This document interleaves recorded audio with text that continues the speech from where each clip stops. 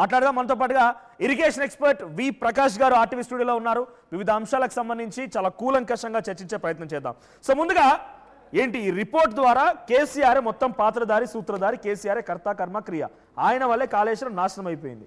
అట్లా ఉండే అవకాశం లేదు, ఎందుకంటే రిపోర్ట్ అట్లా వచ్చే అవకాశం కూడా లేదు.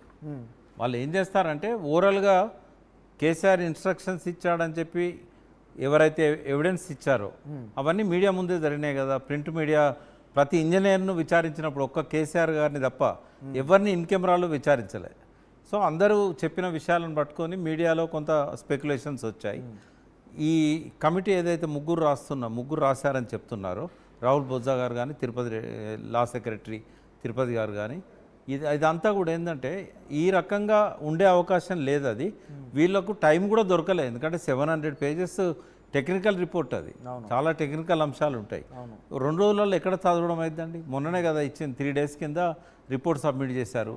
ఆ రాత్రే ఆయన తీసుకెళ్ళి మన చీఫ్ సెక్రటరీకి ఇచ్చారు.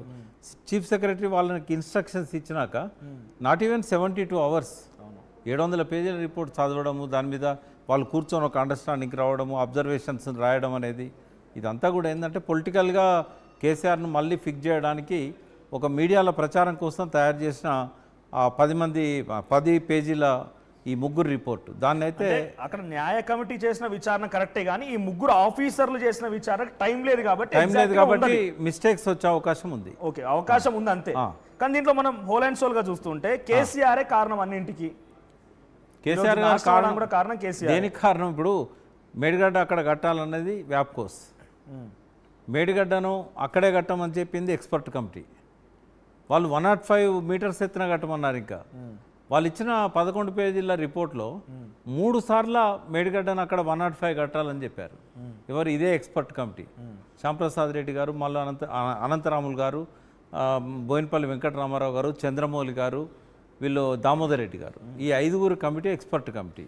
వీళ్ళకి ఇచ్చిన అసైన్మెంట్ ఏంటంటే మేడిగడ్డ నుంచి నేరుగా మిడ్ మానేర్కు నీళ్ళని తీసుకురావచ్చా? వాళ్ళు నో అని చెప్పారు. నో అని చెప్తే ప్రభుత్వం దాన్ని అంగీకరించింది, ఆ ప్రపోజల్ను డ్రాప్ చేసుకున్నదని చెప్పి ఈ కమిషన్కు వీళ్ళు ఇచ్చిన రిపోర్ట్ ఇది. అంటే మినిట్స్ ఇవి. యాక్చువల్గా ఈ కమిటీలో ఉన్న 5గురిలో 4, అంటే ఆ రోజు శ్యాంప్రసాద్ రెడ్డి గారు అమెరికాలో ఉండడం వల్ల పీసీ ఘోష్ గారిని కలవలేదు. ఈ 4 పోయి కమిషన్ ముందు ఏం చెప్పారనేది మినిట్స్ రాసి వాళ్ళు మళ్ళీ ప్రెస్కి రిలీజ్ చేశారు, కమిషన్కి ఇచ్చారు. వాళ్ళు చెప్పిన మినిట్స్లోనే మేము ఇచ్చిన రికమెండేషన్ ప్రకారము ప్రభుత్వం డ్రాప్ చేసుకున్నది మిడ్ మానేర్కు డైరెక్ట్గా నీళ్ళని తీసుకొచ్చేది. తర్వాత వ్యాప్కోస్ వాళ్ళకు మళ్ళీ సర్వే చేయమని లైడార్ సర్వేకి ఇస్తే వాళ్ళు ఈ 3 బ్యారేజీలు సూచించారు అని చెప్పి వాళ్ళే చెప్పారు. ఇది మీకు ఇస్తున్నాను నేను. ఇదేంటంటే హరీష్ రావు గారికి ఆయన ఎంక్వైరీ కంటే ముందు పీసీ ఘోష్ ఆఫీస్ నుంచి ఇచ్చిన మినిట్స్ కాపీ. ఇది అఫీషియల్గా రిటైర్డ్ ఇంజనీర్స్ ఘోష్ గారికి సబ్మిట్ చేసింది ఆఫ్టర్ ఎంక్వైరీ. కాబట్టి ఇందులో మీకు అన్ని విషయాలు ఎక్స్పర్ట్ కమిటీని వైలేట్ చేయలేదనేది స్పష్టంగా కనబడతా ఉంది.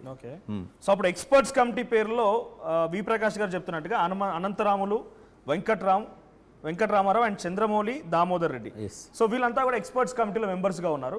వారంతా కాళేశ్వరం ప్రాజెక్టుకి సంబంధించి ప్రభుత్వం ఏం కోరింది, మేడిగడ్డ నుంచి మిడ్ మానేర్ నీళ్ళు రావాలి. వాళ్ళ ఎక్స్పర్ట్ కమిటీ వేసింది ఎందుకంటే ఈ బ్యారేజీలన్నీ కాకుండా నేరుగా గోదావరి మీద ప్రాణహిత కలిసిన తర్వాత మేడిగడ్డ బ్యారేజ్ కట్టి అక్కడి నుంచి మిడ్ మానేర్కు నీళ్ళని తీసుకురావచ్చా?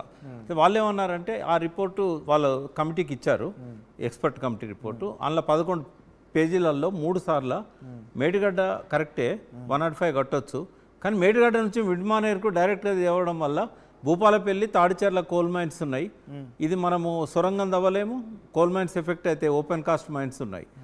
తర్వాత మనం అండర్ గ్రౌండ్ పంపింగ్ కూడా ఏర్పాటు చేయలేము, కాబట్టి ఎట్టి పరిస్థితుల్లో డైరెక్ట్ పంపింగ్ సాధ్యం కాదని చెప్పారు. బట్ మీరు చెప్తున్న ప్రకారంగా రిపోర్ట్లో అలా లేదు. అధ్యయన కమిటీ ఇచ్చిన రిపోర్ట్ ఒకసారి పీసీఆర్ రిపోర్ట్ ప్లే చేయండి, ఫస్ట్ పేజ్ ప్లే చేయండి.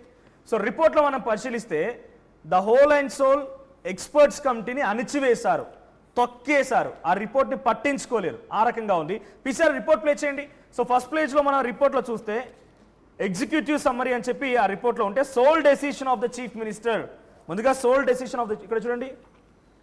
So sole decision of the chief minister, the decision to construct the barrage at Medigadda, Annaram and Sundilla was the sole individual